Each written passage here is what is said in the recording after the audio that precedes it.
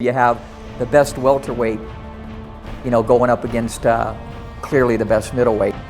What a big day of boxing Saturday on HBO. An entire day into the night. Starts out in the afternoon as Gennady Golovkin puts his middleweight title on the line against unbeaten welterweight champion Kell Brook. Later on, from Los Angeles, it's going to be Roman Chocolatito Gonzalez taking on Carlos Cuadras.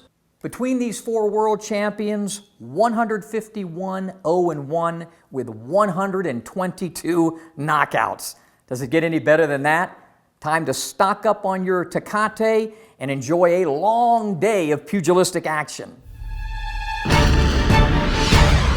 And the crowd responds to Triple G.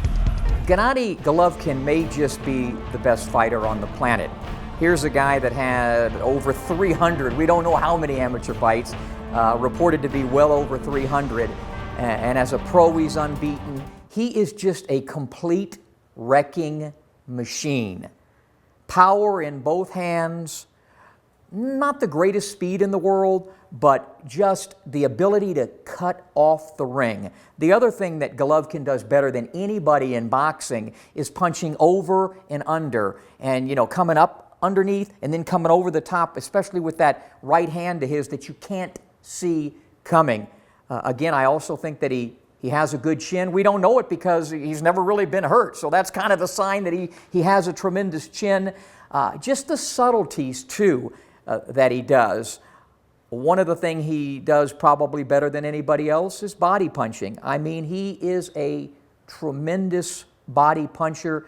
He starts it out early, and everything comes off with him, a jab. And this will shock everybody. I'll compare him to Floyd Mayweather.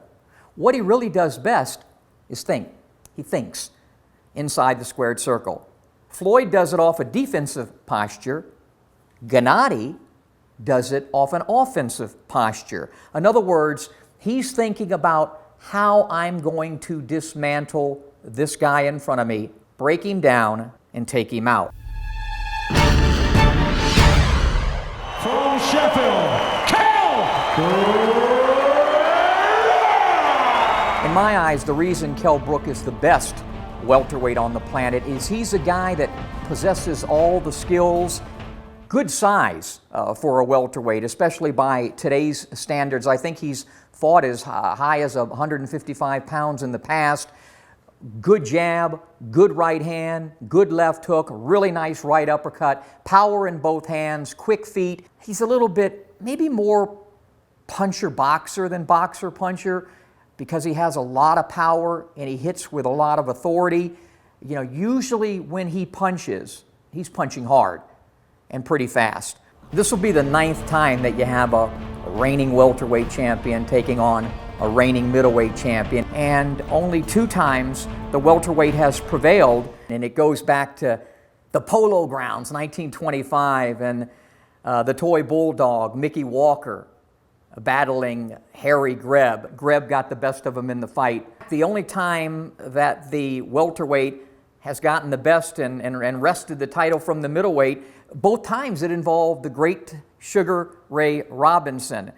The first time, he took the title from Jake LaMotta in their 6th and final battle. And then Carmen Basilio, as a welterweight champion, was able to defeat Sugar Ray Robinson. The last time, 26 years ago, the Magic Man Marlon Starling took on Michael Second to None, and Michael Nunn at the time was a pretty good-sized middleweight taking on a sort of smallish, welterweight.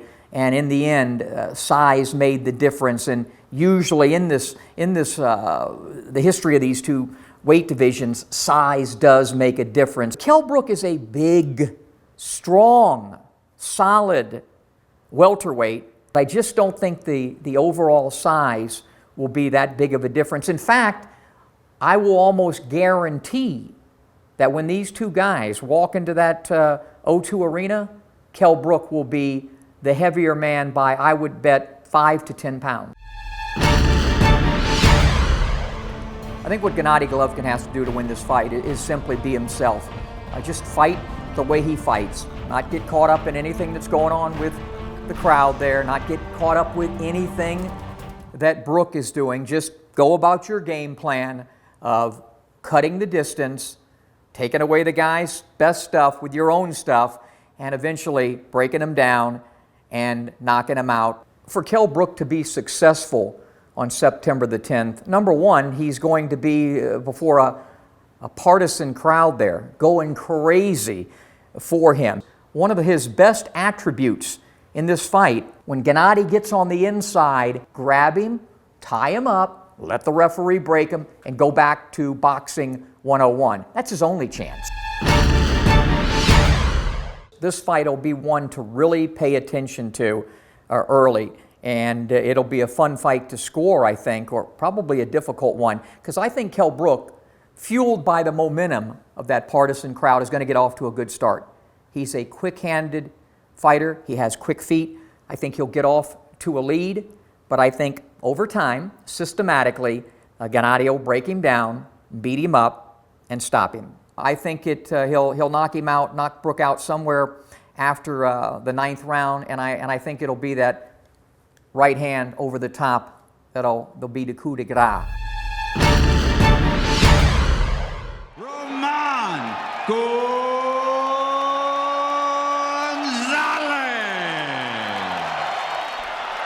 So just when we're recovering from the excitement that I think will be Triple G and Kell Brook, it'll be time to grab yourself another Tecate, because halfway around the world in LA is going to be Roman Chocolatito Gonzalez stepping up in weight to take on Carlos Cuadras, 80-0 with 65 KOs between these two. And this one I really think is going to be an excellent matchup. Cuadras is a guy that he's naturally 10 pounds bigger than Chocolatito. And as Roman's gone up a little bit, he's dominating, but he's not destroying anymore. And I think this guy is a bigger guy.